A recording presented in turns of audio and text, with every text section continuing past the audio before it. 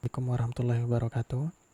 Hari ini kita masuk kembali ke pertemuan yang kedua, yaitu pertemuan kedua ini kita membahas tentang JavaScript modern ya. Jadi nanti sebelum kita belajar React, kita belajar dulu nih tentang JavaScript modernnya gitu. Jadi ada beberapa bagian-bagian penting yang harus kita pahamin ataupun yang harus kita ketahui terlebih dahulu sebelum kita belajar si React-nya nanti. Nah, hari ini kita coba bahas sedikit tentang JavaScript modern. Jadi kurang lebih kita hari ini akan belajar variabel, tipe data, kemudian template literal, kemudian kondisional, kemudian looping, function, dan array dan objek kayak gitu. Nah, untuk yang pertama kita coba bahas terlebih dahulu tentang variabel ya. Jadi variabel itu apa sih? Mungkin kita udah pada tahu gitu kan, udah pada paham tentang variabel itu sendiri gitu. Jadi variabel itu tempat untuk menyimpan nilai kayak gitu. Jadi kalau di JavaScript untuk membuat variabel itu menggunakan dua keyword yaitu let dan const gitu. Bedanya apa? Bedanya kalau let itu bisa diubah nilainya. Kalau const itu nggak bisa diubah kayak gitu. Nah, kalau kita nanti ngoding di React ya, jadi nanti kita dahulukan penggunaan const daripada let kayak gitu. Kecuali emang benar-benar butuh pakai let. Jadi kurang lebih seperti itu. Kemudian untuk yang cons ini dia bersifat immutable. Immutable maksudnya apa? Dia itu nggak bisa di reassign, jadi nggak bisa kita apa istilahnya isi ulang gitu kan. Tapi dia bisa kita modifikasi nanti. Nah immutable ini nanti kaitannya sama array dan objek kayak gitu. Nah yang terakhir itu tentang kalau kita buat nama variabel, nah itu kita harus kasih nama dengan baik dan benar kayak gitu. Jadi jangan buat nama variabel X, Y kayak gitu kan, ataupun Z kayak gitu. Nah, kasih nama variabel itu yang baik dan benar ataupun yang mencerminkan nilainya kayak gitu. Nah, ini ada referensi ya. Jadi nanti setiap subjeknya itu aku pasti ngasih referensi gitu. Ini misalkan teman-teman buka.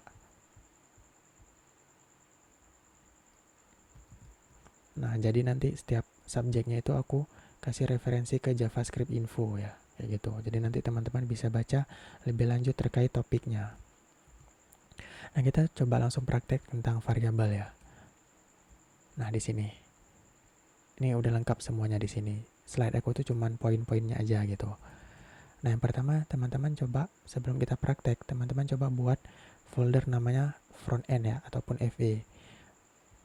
Nah, setelah itu coba buat folder namanya pertemuan 2. Jadi nanti ada history belajarnya kayak gitu. Nah, setelah itu coba buka foldernya di VS Code.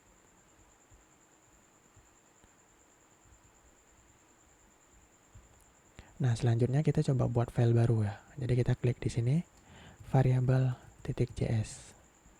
Nah, sekarang kita coba buat variabel. Nah, gimana cara buat variabel? Itu pakai keyword const. Misalkan kita mau buat variabel nama, berarti const name sama dengan kita kasih nilainya aufa billah. Kemudian titik koma.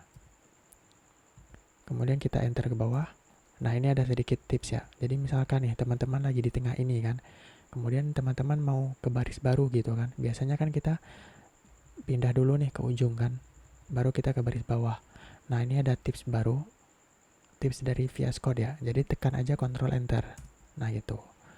Nah, selanjutnya kita buat misalkan age 20 kayak gitu. Nah, sekarang kita bisa panggil si variabelnya. Nah, gimana cara mencetak variabel? Itu bisa pakai fungsi namanya console.log, kemudian panggil nama variabelnya. Nah, setelah itu teman-teman buka terminal. Nah, untuk buka terminal itu bisa klik ini, terminal, new terminal, atau bisa langsung Ctrl J. Nah, gitu ya. Nah, ini aku pindahin ke sebelah kanan coba. Nah, biar lebih gampang. Terus aku tutup sidebarnya Ctrl B. Nah, sekarang coba jalanin file variable node variable.js gitu. Munculkan aufabillah. Terus misalkan age. Jalanin lagi. Nah, muncul 20. Nah, ini cara buat variabel pakai const ya. Nah, teman-teman ingat kalau const itu kita nggak bisa ubah nilainya. Misalkan gini, name sama dengan kita ubah nih. Kita save. Kalau kita jalanin, Nah, otomatis error. Katanya itu gini, assignment to constant variable. Jadi nggak boleh diisi ke variabel konstan. Kalau mau diubah datanya gimana? Ya udah pakai let.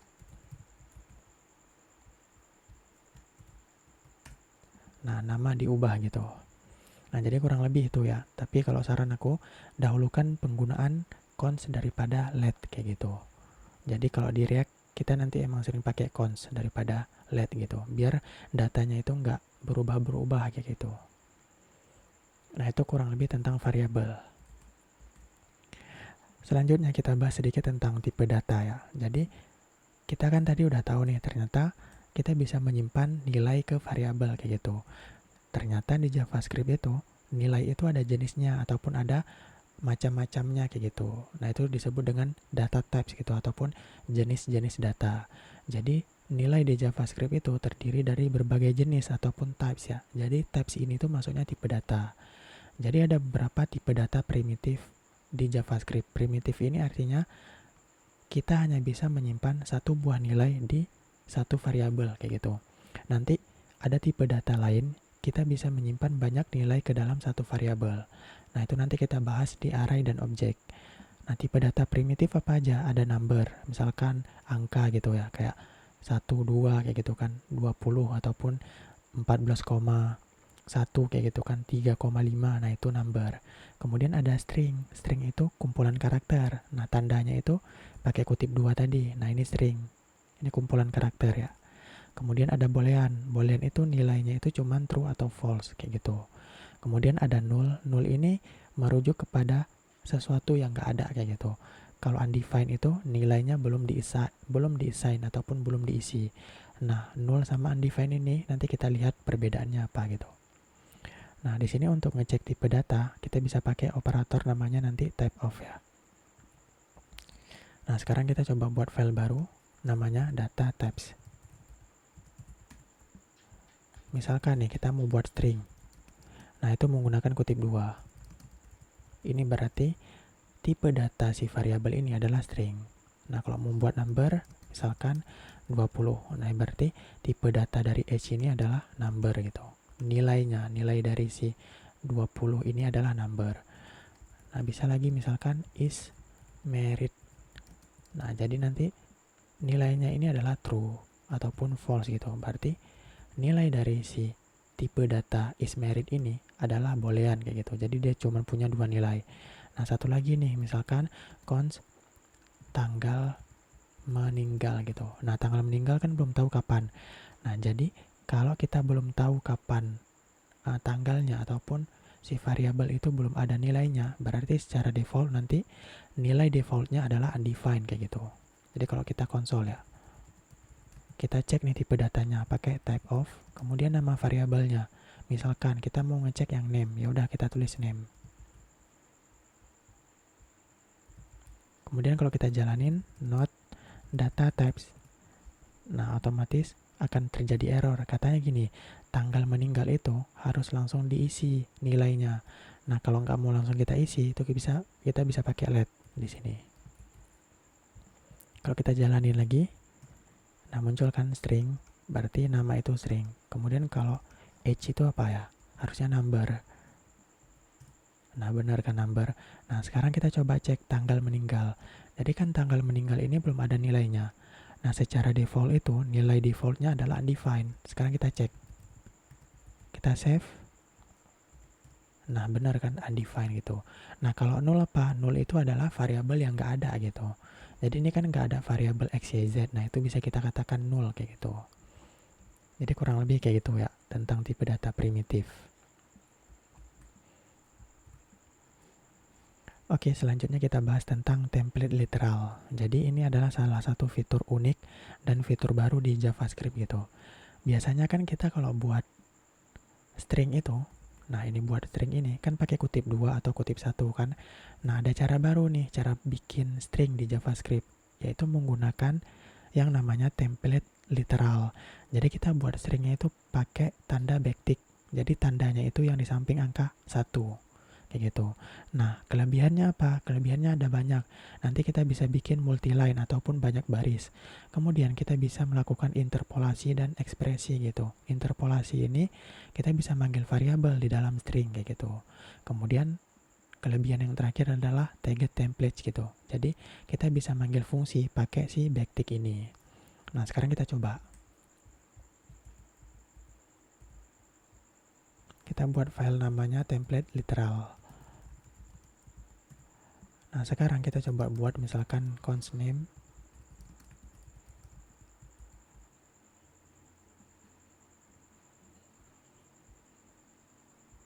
Kita coba buat variabel name, kemudian isinya aufabillah ya. Kemudian kita buat variabel umur, terus isinya umur kita, kayak gini. Nah, setelah itu kita coba lihat penggunaan dari template literal. Nah, kita coba buat variabel satu lagi, misalkan greeting ya, ataupun sapaan gitu.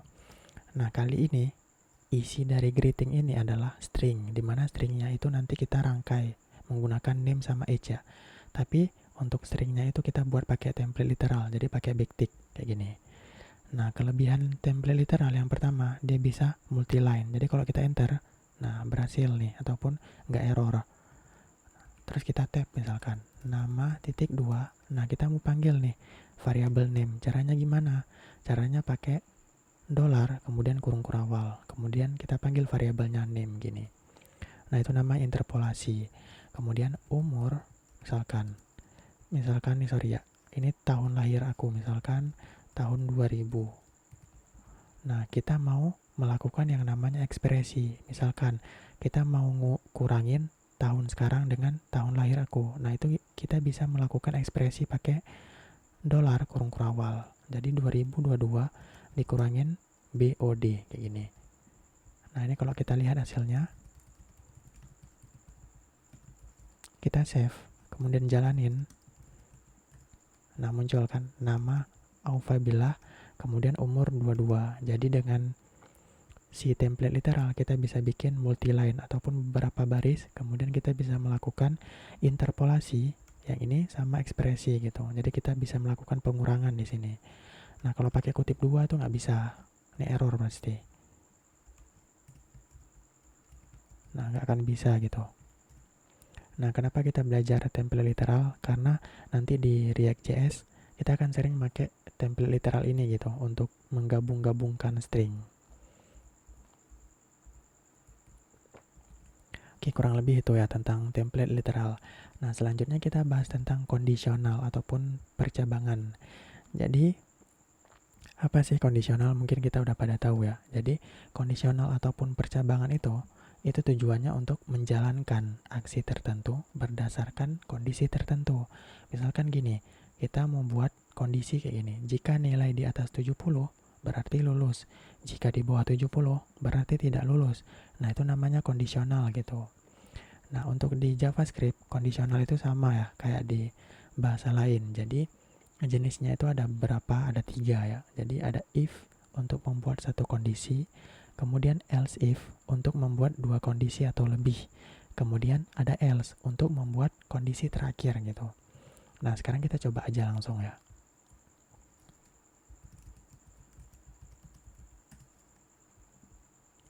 Nah, kita coba buat case-nya dulu. Misalkan gini.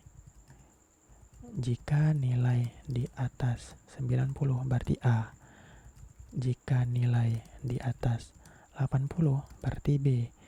Jika nilai di atas 70 berarti C. Nah, selain itu berarti D. Nah, kita buat contoh kasusnya kayak gini ya. Nah, sekarang kita coba tes. Kita buat variabel misalkan nilai. Misalkan nilainya 85. Nah, sekarang kita buat nih percabangan. Caranya gimana? If, kayak gini ya kan. Kita mau buat dulu nih satu buah kondisi. Kemudian kita tulis misalkan nilai lebih besar dari 90. Berarti grade-nya adalah A. Nah, kita munculin A, kayak gini.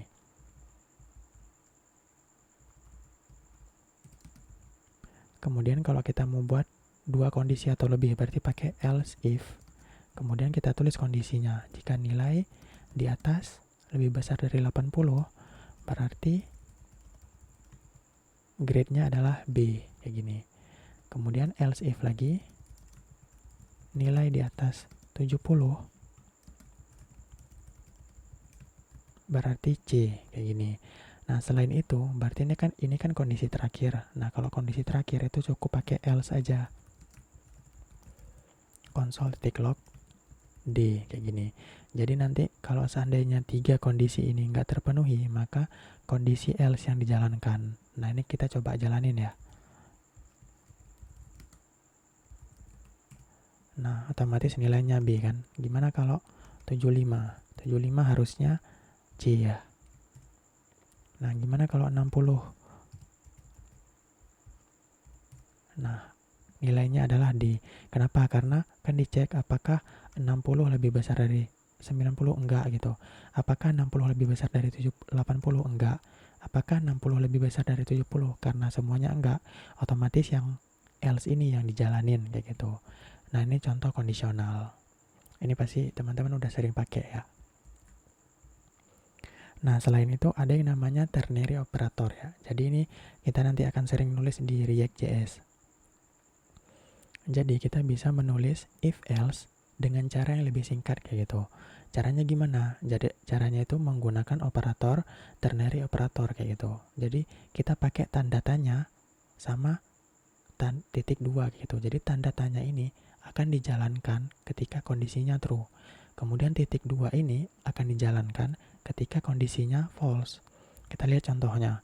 Misalkan kita buat studi kasus ya. Misalkan untuk ngecek orang itu dewasa atau belum gitu. Jadi kan biasanya kita buat kayak gini. Misalkan ada umur 23. Kemudian kita cek apakah umur lebih besar dari 21. Kalau iya berarti dewasa. Kalau enggak berarti belum gitu. Nah, ini cara yang sebelumnya kita lakukan ya. If else kayak gini kan. Cuman ada cara yang lebih singkat. Caranya gimana? Caranya kita tulis kondisi, apakah umur lebih besar dari 21? Jika iya, berarti kalau iya itu ataupun true itu pakai tanda tanya.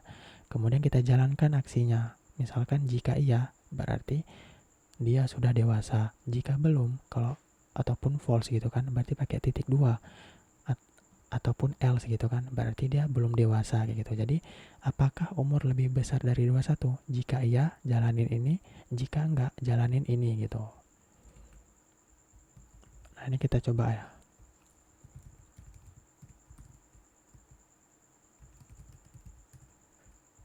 Misalkan kita buat kasus kayak gini.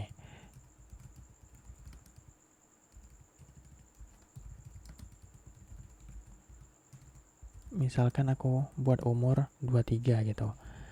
Nah, sekarang kita coba cek nih, seseorang itu udah dewasa atau belum gitu. Jadi kita tulis kondisinya, apakah umur lebih besar dari 21? Jika iya, berarti pakai tanda tanya. Kita console.log dewasa. Nah, jika tidak ataupun else, berarti pakai titik 2.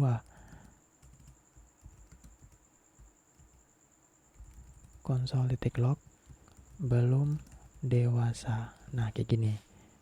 Nah, ini kalau kita coba enter, nah dewasa kan. Nah, kalau kita ganti nih, misalkan 19. Nah, belum dewasa gitu. Nah, itu yang ternary operator. Jadi, kita bisa nulis if else dengan cara lebih singkat kayak gitu. Tapi ini khusus untuk if else aja ya. Kalau lebih dari 2 kondisi tetap pakai if else if kayak gitu. Nah, selain itu, yang ternary operator ini kita bisa simpan hasilnya ke variabel. Misalkan gini. Ini aku kasih buat variabel namanya status ya. Nah, jadi gini, jika umurnya lebih besar dari 21, maka kita simpan hasil dewasa ke variabel status. Nah, kayak gini. Kalau enggak, kita simpan hasilnya belum dewasa. Jadi dengan ternary operator ini kita bisa nyimpan nilai juga gitu. Jadi, apakah umur lebih besar dari 21? Kalau iya, berarti kita simpan dewasa ke status. Jika tidak, kita simpan belum dewasa ke status kayak gitu.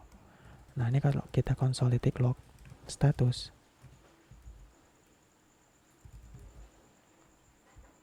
Nah, kalau kita jalanin, nah hasilnya tetap sama, belum dewasa kayak gitu. Oke, jadi kurang lebih itu ya tentang kondisional. Jadi untuk buat kondisional yang singkat gitu kan, if else yang singkat itu bisa pakai ternary operator. Nah, selanjutnya kita coba bahas tentang looping ya, ataupun perulangan. Jadi looping itu apa sih? Jadi looping itu kita bisa melakukan operasi ataupun aksi yang berulang-ulang. Misalkan nih, kita mau nampilin angka 1 sampai 100. Nah, daripada kita tulis console.log 1, console.log 2 sampai 100 kan. Nah, lebih baik kita manfaatin looping gitu. Nah, looping ini ada jenis-jenisnya. Jadi looping dasar itu pakai while, for, sama do. Nah, sekarang kita coba lihat. Kita coba buat for dulu ya.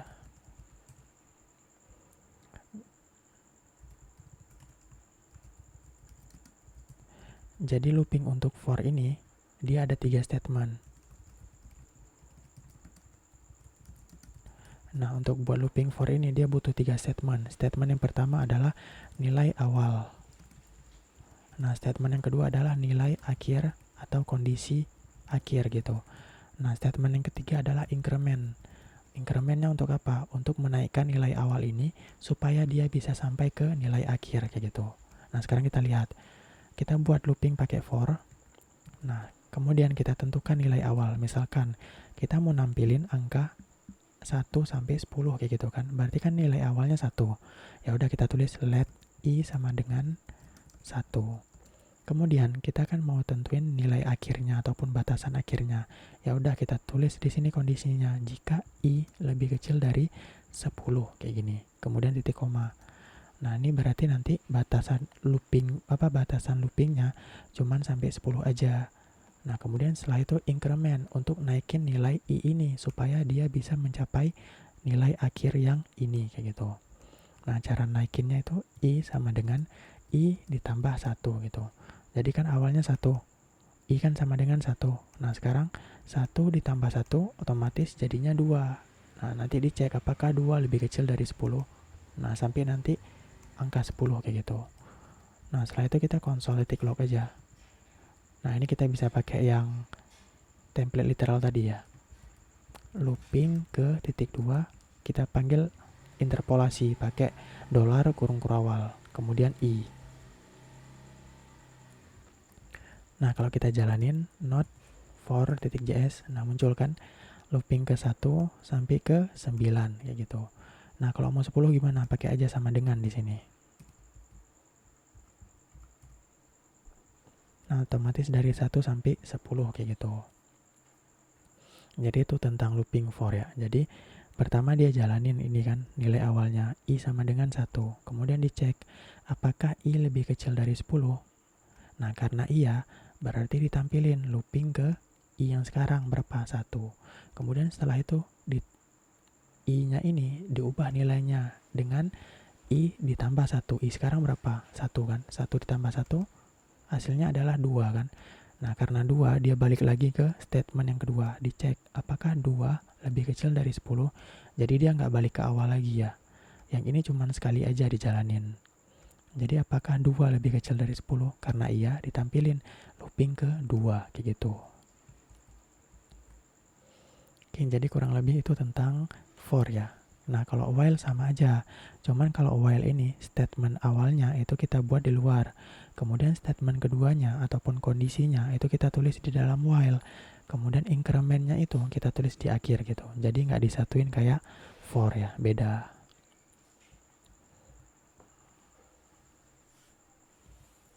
Nah, selanjutnya kita bahas sedikit tentang function ya.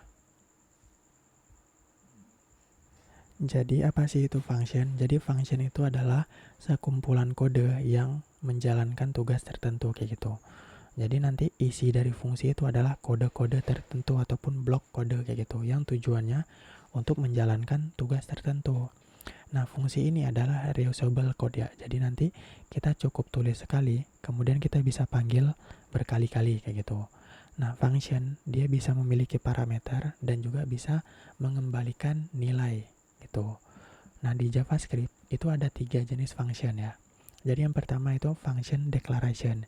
Jadi declaration ini kita buat fungsi menggunakan kata kunci function. Nah, kalau expression itu fungsinya kita simpan ke variabel. Nah, kalau arrow function itu sama kayak expression, cuman penulisannya lebih singkat kayak gitu. Nah, sekarang kita lihat contohnya ya. Mungkin coba kita lihat dulu contoh sederhana yang ini ya. Di sini kita enggak nulis fungsi. Yang pertama itu kita mau menghitung umur seseorang gitu kan. Pertama ada tahun sekarang 2022, kemudian tanggal lahir misalkan 2003. Nah, kemudian kita pengen tahu nih umurnya. Berarti kan tahun sekarang dikurangi tahun lahirnya kan, otomatis nanti muncul. Nah, kemudian kita pengen hitung lagi nih umur orang lain. Otomatis kan kita melakukan hal yang sama di sini dan juga di sini gitu kan, dan juga di sini. Nah, di sini kan kita menulis sesuatu yang berulang-ulang kayak year gitu kan. Kemudian BOD, kemudian bahkan logika untuk menghitung umurnya juga kita menuliskan hal yang sama gitu. Yang berbeda kan cuman tanggal tahun lahirnya aja gitu kan. Nah, gimana kalau yang ini itu kita persingkat jadi fungsi kayak gitu. Nah, sekarang kita coba buat ya fungsi di JavaScript.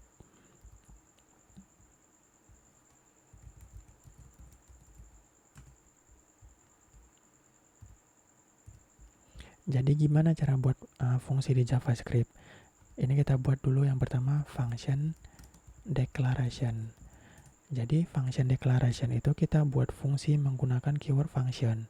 Function, kemudian nama fungsinya. Misalkan kita mau buat nama fungsi menghitung umur gitu kan. Hitung umur. Nah, kemudian fungsi hitung umur ini dia menerima parameter. Misalkan parameternya adalah tahun lahir kita, BOD ya. Nah, setelah itu kita tulis aja nih hasilnya, misalkan cons hasil. Nah, fungsi untuk menghitung umur berarti 2022 dikurangin tahun lahir kita kan, BOD. Nah, setelah itu kita return hasil. Gini. Udah gampang kan? Nah, sekarang kita bisa panggil nih, hitung umur. Nah, kita kirim nih tahun lahir kita, misalkan 2000. Otomatis nanti 2000 masuk ke BOD. Jadi nanti 2022 dikurangin 2000. Otomatis hasilnya kan 22. Nah, nanti 22 ini dikembalikan ke siapa yang memanggil. Nah, karena di return, kita tinggal konsol aja nih. Konsol titik log buat munculin hasilnya. Nah, sekarang kalau kita jalanin. Nah, 22. Nah, sekarang kita bisa panggil lagi nih. Misalkan tahun lahirnya sekarang 95. Nah, otomatis hasilnya adalah 27 gitu. Jadi gunanya fungsi itu untuk mempersingkat codingan kita kayak gitu. Jadi cukup tulis sekali, kemudian kita bisa panggil berkali-kali kayak gitu. Nah, ini namanya function declaration. Nah, kalau expression gimana? Nah, function expression itu kita buat variabel, kemudian di variabel itu kita simpan fungsi. Jadi gini, const hitung umur sama dengan function.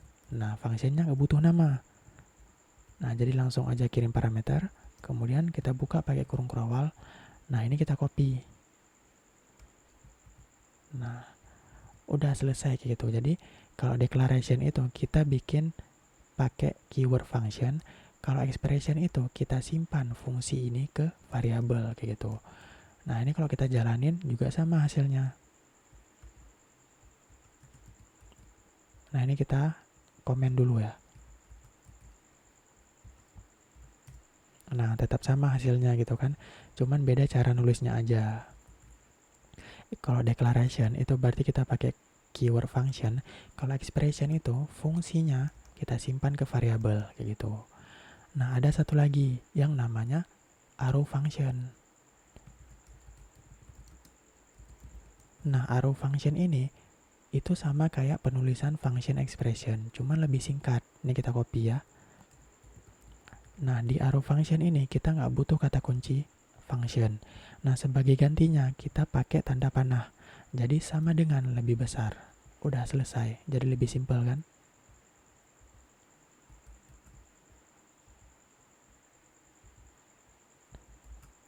Nah, kalau kita jalanin, hasilnya tetap sama kayak gitu. Nah, di arrow function ini, itu ada kelebihan. Kelebihannya apa? Misalkan nih, ini kan kita bisa sederhanakan sebenarnya kan. Kita nggak perlu simpan ke variabel hasil. Jadi langsung aja gini. 2022 dikurangin BOD. Kan hasilnya sama. Nah, kalau di arrow function, kalau dia cuma satu statement dan di situ ada return, kita bisa melakukan yang namanya implicit return. Jadi return ini kita bisa hapus. Kemudian kurung kurawal ini kita hapus. Nah, kemudian kita pindahin ke atas. Nah, ini sama aja kayak kita return tadi gitu. Jadi kalau kita jalanin, nah hasilnya sama aja. Ini dia nge-return secara otomatis ataupun implicit return kayak gitu. Nah, ini kelebihan arrow function. Jadi penulisannya sangat-sangat singkat daripada dua fungsi sebelumnya kayak gitu. Kita nanti akan sering main-main pakai arrow function ya. Oke, jadi ini tentang function ya. Jadi ada 3 jenis kan. Jadi nggak perlu dihafal. Nanti cukup dipraktekin aja gitu. Nanti kita akan teringat sendiri. Nah, selanjutnya kita coba lihat tentang default parameter ya. Jadi gini. Coba aku balikin lagi ya ini. Ini aku komen dulu. Nah, kita balik ke declaration. Nah, coba kita lihat gimana kalau seandainya kita panggil fungsi, tapi kita nggak kirim parameternya. Kita lihat hasilnya apa ya. Nah, hasilnya adalah none gitu. Not a number. Karena nilainya nggak ada. Kemudian kan masuk nih, kosong di sini. Kemudian 2022 dikurangin undefined. Nah, kan tadi kita ingat kan kalau variabel nggak ada nilainya, berarti kan undefined. Jadi, 2022 dikurangin undefined, hasilnya adalah none ataupun not a number. Nah, gimana cara solve permasalahan ini gitu? Kita bisa kasih nilai default untuk parameternya. Jadi, sama dengan misalkan tahun lahir default adalah 2000. Nah, kalau kita jalanin, nah otomatis berhasil. Jadi, kalau seandainya nggak dikirim value, maka nilai yang digunakan adalah 2000. Tapi kalau kita kirim nilai 95, maka yang kita gunakan adalah nilai yang 95. Nah, itu tentang default parameter ya. Jadi itu tujuannya untuk mencegah terjadinya error gitu, ataupun perhitungan yang salah kayak gitu. Jadi kalau seandainya nilainya nggak ada, maka akan dipakai nilai default yang di sini gitu. Oke, selanjutnya kita coba bahas array ya. Sebelumnya kan kita udah tahu kalau satu variabel itu cuman bisa menyimpan satu buah nilai kan. Nah, sekarang di JavaScript kita bisa menyimpan banyak nilai di dalam satu variabel aja. Nah, itu kita bisa lakukan menggunakan yang namanya array. Jadi array ini adalah salah satu jenis dari struktur data ya. Jadi array ini kita bisa simpan banyak nilai di dalam satu buah variabel aja kayak gitu. Nah, misalkan kita nanti simpan nilai-nilai yang sejenis kayak nama-nama hewan, nama-nama buah kayak gitu kan. Kemudian array ini dia disimpan dalam bentuk urutan. Jadi berurut nih kayak 0, 1, 2, 3 gitu. Atau 1, 2, 3, 4, 5. Jadi dia disimpan secara berurutan kayak gitu. Jadi kata kuncinya ini berurutan gitu. Kita coba lihat dulu permasalahannya. Misalkan kita punya nama-nama hewan gitu kan. Nah, misalkan ada nama kucing gitu kan. Kucing ini kita simpan ke variabel animal 1. Kemudian kalau ada dog, kita simpan ke animal 2. Nah, bayangin kalau ada 100 hewan. Nah, nanti kan ada 100 variabel. Nah, ini kan kurang efektif ya kayak gitu kan. Masa ada nama variabel banyak banget gitu kan, dan cuman nyimpan nama-nama hewan aja. Nah, untuk mengatasi masalah ini kita bisa menggunakan yang namanya array. Jadi nanti kita cukup bikin satu buah variabel di mana kita bisa nyimpan banyak nilai kayak gitu. Nah, sekarang kita coba.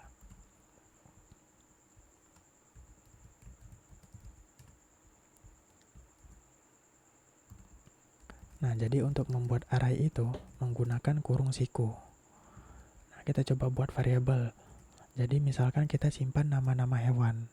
Nah, kalau nama-nama hewan kan dalam bahasa Inggris animals, pakai S ya, karena jamak kan. Nah, kemudian untuk buat variabelnya itu menggunakan kurung siku. Kemudian cara ngasih nilainya langsung tulis aja misalkan cat gitu. Kemudian setiap nilai dipisahkan pakai koma. Kemudian dog, kemudian fish gitu. Udah selesai kayak gitu kan. Gampang ya. Jadi cukup dengan satu variabel aja. Kemudian cara akses nilainya gimana? Nah, cara akses nilainya kita perlu tahu yang namanya posisinya ataupun urutannya. Jadi kalau cat ini itu posisinya ataupun urutannya adalah posisi 0. Jadi di array itu dimulai dari 0. Jadi kalau dog ini berarti 1, kalau fish 2 gitu. Nah, sekarang kita coba akses animals, kemudian kita pakai kurung siku, kemudian kita tulis posisinya. Kalau kucing berapa? 0 kan.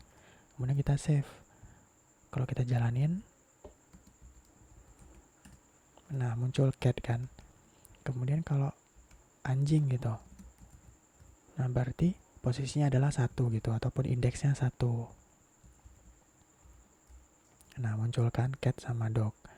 Nah jadi kurang lebih kayak gini cara membuat array dan juga mengakses nilai yang ada pada array kayak gitu. Nah selanjutnya kita bahas sedikit tentang looping pada array ya. Nah, teman-teman coba bayangin kalau misalkan di sini ada 3 data gitu kan. Kita masih bisa nulis manual kayak gini.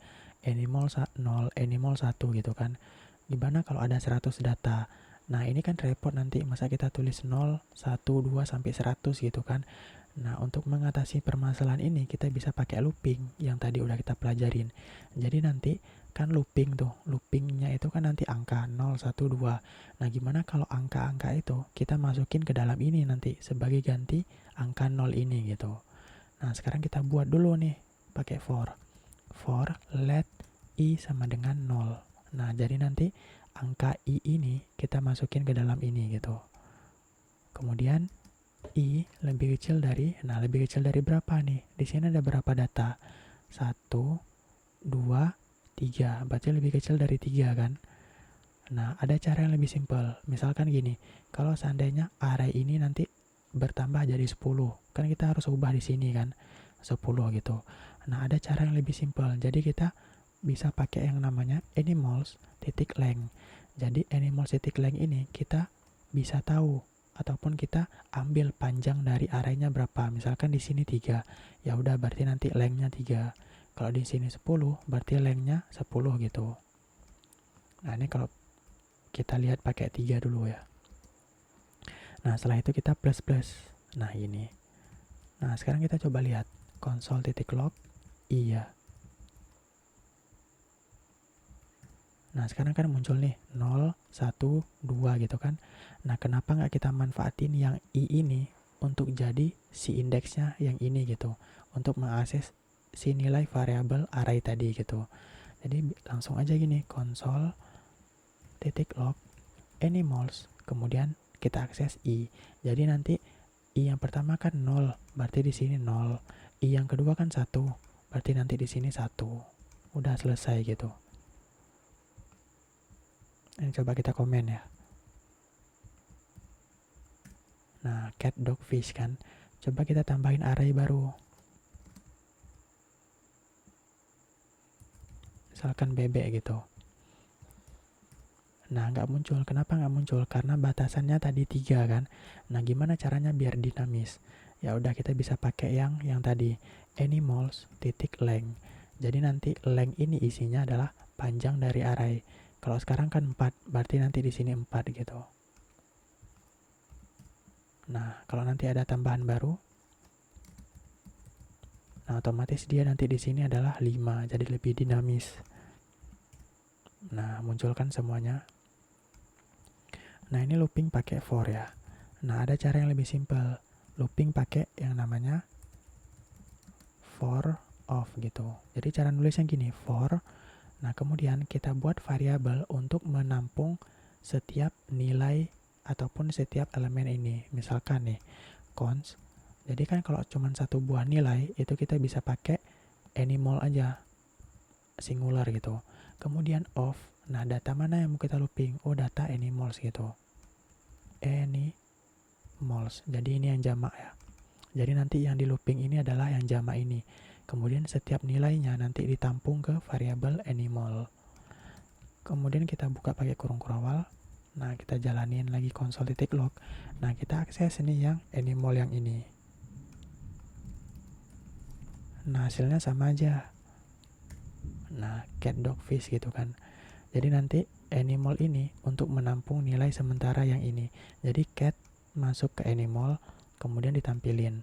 Kemudian dog masuk ke animal, kemudian ditampilin gitu. Of animals ini adalah data mana yang mau kita looping kayak gitu. Jadi kurang lebih itu tentang array ya. Jadi kita udah bisa buat array, kemudian kita bisa menampilkan semua data array gitu. Jadi untuk looping array ini ada banyak jenisnya ya. Bisa pakai for yang biasa tadi, kemudian for of ini looping khusus untuk array ya. Kemudian ada for each.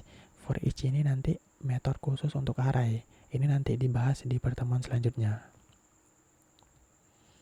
Nah, selanjutnya kita bahas satu lagi tentang objek. Jadi objek ini mirip sama array. Tapi ada bedanya. Apa bedanya? Kita coba lihat. Jadi, objek itu salah satu jenis struktur data. Jadi dia mirip kayak array ya. Array juga jenis struktur data. Nah, objek ini dia bisa menyimpan data yang lebih kompleks gitu. Jadi dia bisa menyimpan banyak nilai sama kayak array. Tapi di sini perbedaannya. Jadi, kalau di objek itu, dia menyimpan nilai dalam bentuk key dan value, bukan urutan. Nah, beda sama array tadi. Array tadi itu kan berbasis urutan ya, 0, 1, 2 gitu kan. Jadi, untuk mengakses cat ini berarti urutannya adalah 0.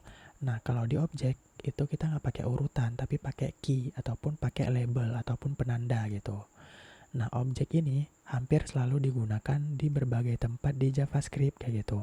Jadi dia sangat-sangat penting untuk kita pelajari. Kemudian objek ini mirip array asosiatif di bahasa pemrograman lain. Contohnya kayak PHP gitu. Nah, sekarang kita coba lihat ya. Kita coba buat variabel baru, buat file baru namanya object.js. Nah, ini kita bikin 2 kolom ya. Biar kita lihat perbedaannya.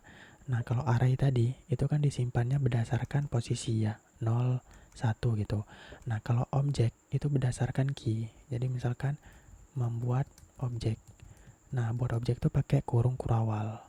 Misalkan kita buat objek user. User itu ataupun manusia itu kan dia biasanya punya nama, punya umur gitu kan, punya jurusan gitu. Nah, sekarang kita buat const user sama dengan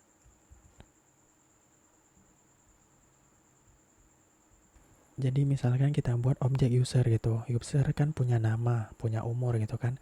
Nah, ini kita tulis misalkan key-nya itu adalah name, kemudian kita kasih nilai titik 2, misalkan alpha. Kemudian setiap nilai itu dipisahkan pakai koma, mirip sama kayak array ini gitu. Nah, cuman kalau di objek itu key-nya itu adalah dia itu menyimpan nilai berdasarkan key. Ya gitu. Kemudian misalkan umur age titik 2 20. Kemudian koma, misalkan jurusan informatics gitu. Nah, ini cara buat objek. Jadi beda ya sama array. Kalau array itu kan berdasarkan posisinya, kalau objek itu berdasarkan key-nya gitu. Ada key-nya ataupun ada penandanya. Kemudian gimana cara mengakses nilainya? Misalkan aku mau akses nama gitu kan. Nah, itu mirip kayak array sebenarnya. Jadi console.log kita tulis user. Nah, kalau objek itu pakai titik. Kemudian kita akses key-nya, misalkan name gitu.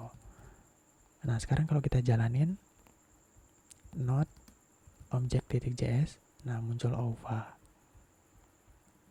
Nah, selain itu, kita bisa mengakses mengakses nilai menggunakan kurung siku.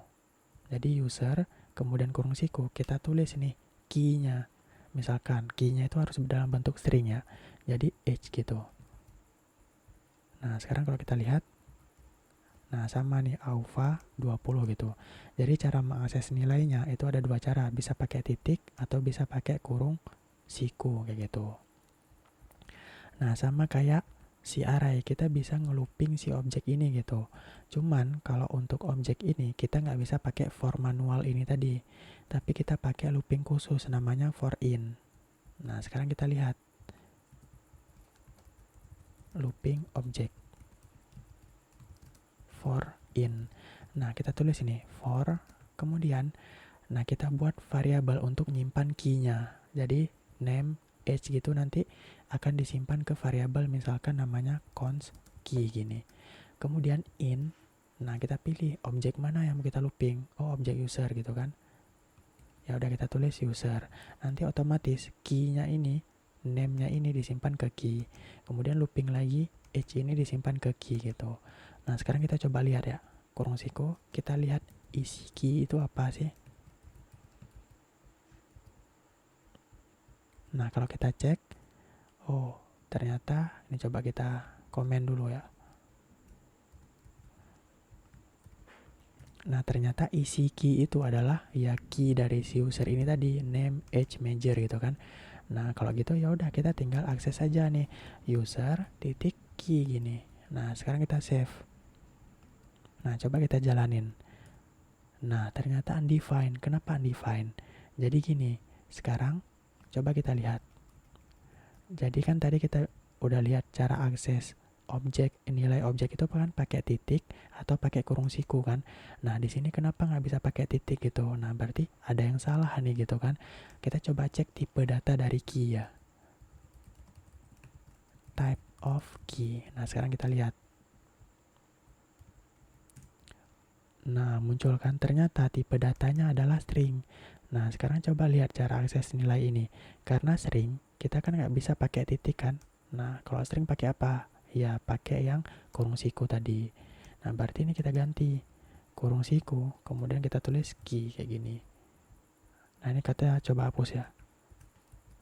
Nah, kita lihat lagi. Nah, muncul kan alpha 20, alpha 10 gitu. Coba ini kita komen lagi. Nah, munculkan alpha 20 informatics. Jadi ternyata key ini dia adalah string. Karena string kita harus akses dia pakai kurung siku kayak gitu. Jadi itu tentang objek ya. Jadi kurang lebih itu materi dasar tentang JavaScript modern.